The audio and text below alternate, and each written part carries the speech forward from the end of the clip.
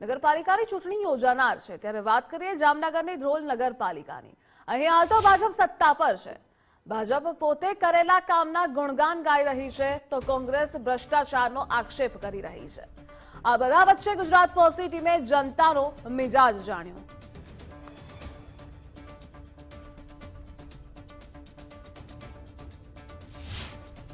છેલ્લા 7 વર્ષથી ધ્રોલ નગરપાલિકામાં ભાજપનું શાસન છે।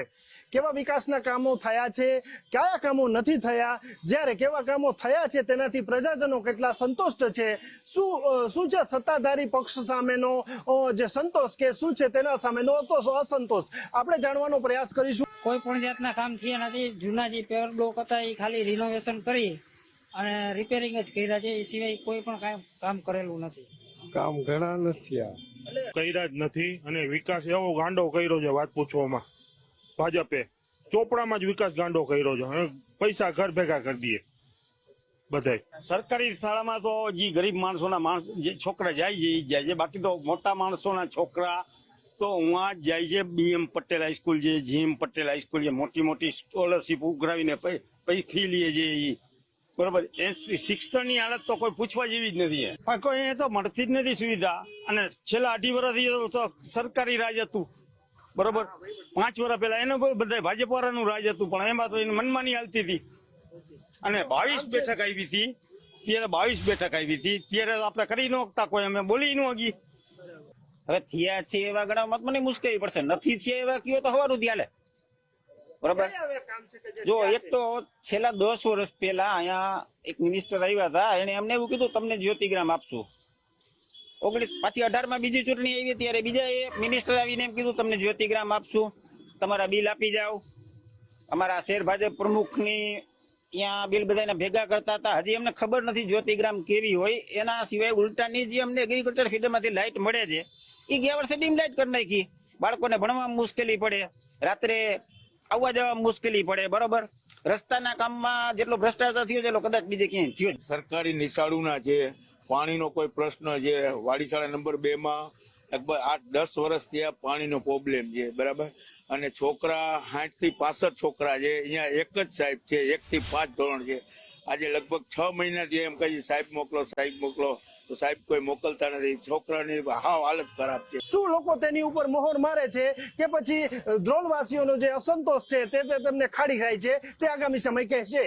કેમેરામેન હિરેન ગાંધીની સાથે નથુ આહિર, ગુજરાત ફર્સ્ટ, ધ્રોલ નગરપાલિકામાં છેલ્લા 7 વર્ષથી ભાજપનું શાસન છે। ભાજપે કેવા કાર્યો કર્યા છે, કયા કાર્યો અધૂરા છે અને આવતી ટર્મમાં જો લોકો તેના પર પસંદગી ઉતારે તો શું આયોજન છે, આપણી સાથે ભાજપના કાર્યકરો જોડાયેલા છે, તેની સાથે વાત કરવાનો પ્રયાસ કરશું। ધ્રોળની પ્રજા ભાજપના કાર્યોથી સંપૂર્ણ એકદમ ખૂબ જ ખુશ છે અને આગામી ચૂંટણીમાં 28 માંથી 28 બેઠકો ભાજપને મળશે, એમાં કોઈ શંકાને સ્થાન નથી। વિરોધ પક્ષનો તો એક દેશ છે કે ચૂંટણી આવે ને બહાર આવું, જેમ વરસાદ આવે ને કેમ ડેટકા બહાર આવે, એટલે કોંગ્રેસ અત્યારે બહાર આવી જાય પાછી વહી જશે।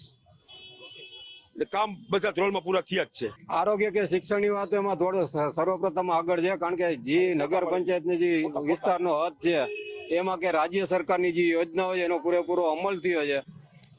નાના મોટા પ્રશ્નો દરેક જગ્યાએ હોય જ, પરંતુ મોટા ભાગના પ્રશ્નોનો નિકાલ કરવામાં આવ્યો છે અને જનરલી જે પ્રશ્નો છે એ વિરોધ પક્ષના 2-4 લોકો દ્વારા ઉભા કરવામાં આવતા પ્રશ્નો છે, બાકી પ્રજા ખરેખર ભાજપ સાથે જ છે।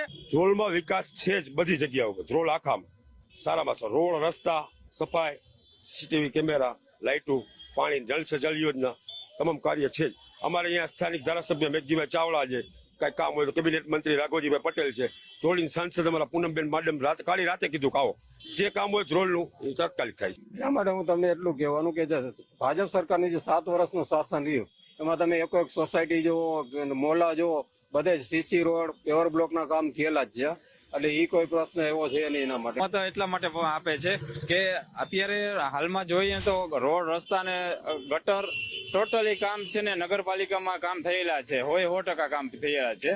અને પાયાની જે જરૂરિયાત પબ્લિકને છે જરૂરિયાત છે ને એ ટોટલી બધી અહીં પૂરી પાડે છે। તો લોકોનો અસંતોષ વચ્ચે જે ચૂંટણી જે પ્રચાર છે તે ચરમસીમાએ પહોંચ્યો છે।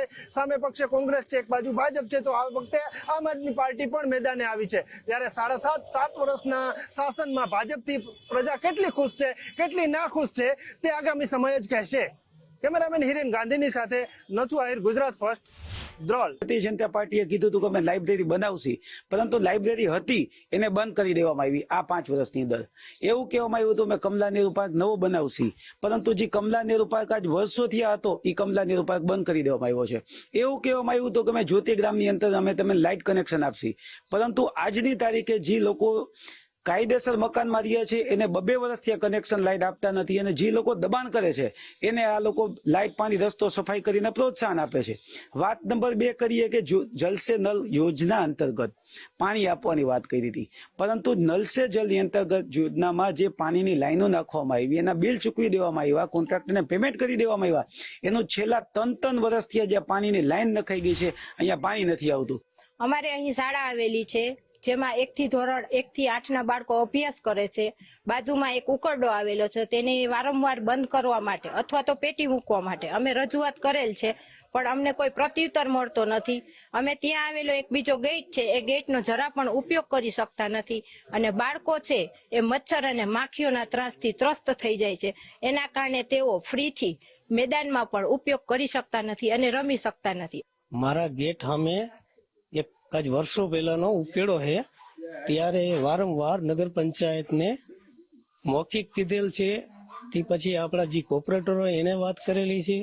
અહીંયા કને બાજુમાં સંસ્કાર વિદ્યાલય છે, અહીંયા બાળકોની ગંદકી એટલી બધી આવે છે કે અહીંયા છોકરા કોઈ હાલી નથી શકતા, અને 2-3 દિવસે નગર પંચાયતનું ટ્રેક્ટર 2-3 દિવસે આવે છે, ત્યારે ટ્રેક્ટરથી પાછું ભરી ન શકે એવી રીતે અહીંયા કને એટલો કચરો બધો થઈ જાય છે.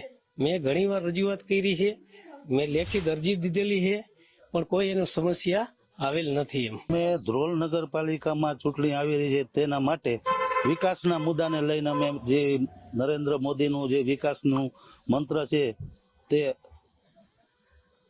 તેને અને ધ્રોલના જુદા જુદા વિસ્તારોમાં હરેકના સમાજના હરેક વિસ્તારોમાં કામ થયેલ છે તે મુદ્દા ઉપર અમે ચૂંટણી લડવા જવાના છે. ખરેખર ધ્રોલ નગરપાલિકાની અંદર લાખોનો કરોડોનો ગેરઉપયોગ, પથ્થર જે બ્લોક જે નાખવામાં આવે છે એ બ્લોક નાખી અને લાખો રૂપિયાનો ભ્રષ્ટાચાર કરેલો છે એવું અમારી હું કહી શકું, પણ ધ્રોલની જનતા પણ કહી શકે છે. વીજળી, પાણી તમામ અમારા અહીંયા ધ્રોલ શહેરમાં સમસ્યા છે, તો આ સરકાર કોઈ પણ જાતનું દૂર કરી શકી